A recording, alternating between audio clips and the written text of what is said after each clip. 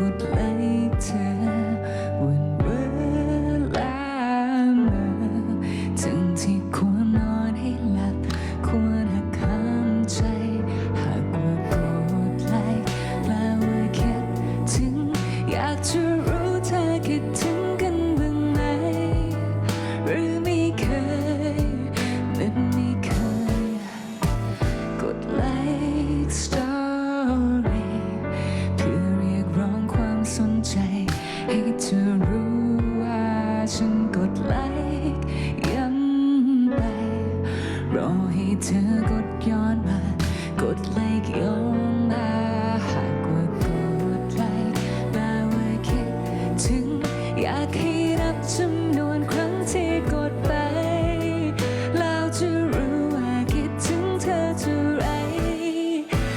แต่รักแค่เธอก็รักแค่เธอแบบว่าทรมานจะมีได้พบเจอมันร้อนใจจนหลับตาไม่ไหวถ้าไม่กดไลค์ย้อนกลับมาหาก็ไม่รู้ว่าฉันจะทนได้นานสักแค่ไหนแต่ความคิดสิ่งที่ส่งให้ในหัวใจส่งไปไม่ถึงคนที่อยู่ในหัวใจแสบร้อนกลางอกจนทนไม่ไหวอย่าปล่อยเอาไว้แค่เพียงปลายนิ้วของเธอจะไม่ยากเกินไปกดไลค์ย้อนคืนมาให้ฉันที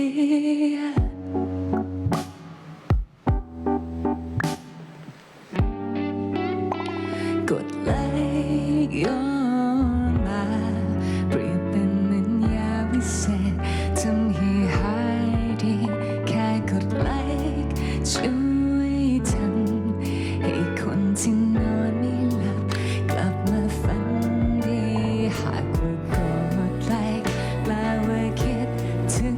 อยากให้นับจำนวนครั้งที่กดไปแล้วจะรู้ว่าคิดถึงเธอเท่าไรเอาแต่เลือกแค่เธอก็รักแค่เธอแบบว่าทรมานจะมีได้พบเธอมันร้อนใจจนหลับตาไม่ไหวถ้าไม่กดไลค์ย้อนกลับมาหาก็ไม่รู้ว่าฉันจะทนได้นานสักแค่ไหนความคิดถึงที่ส่งให้ในหัวใจส่งไปไม่ถึงคนที่อยู่ในหัวใจแสบร้อนกลางอกจนทนไม่ไหวอย่าปล่อยเอาไว้แค่เพียงปลายนิ้วของเธอจะไม่ยากเกินไปกดไลค์ย้อนคืนมาให้ฉันที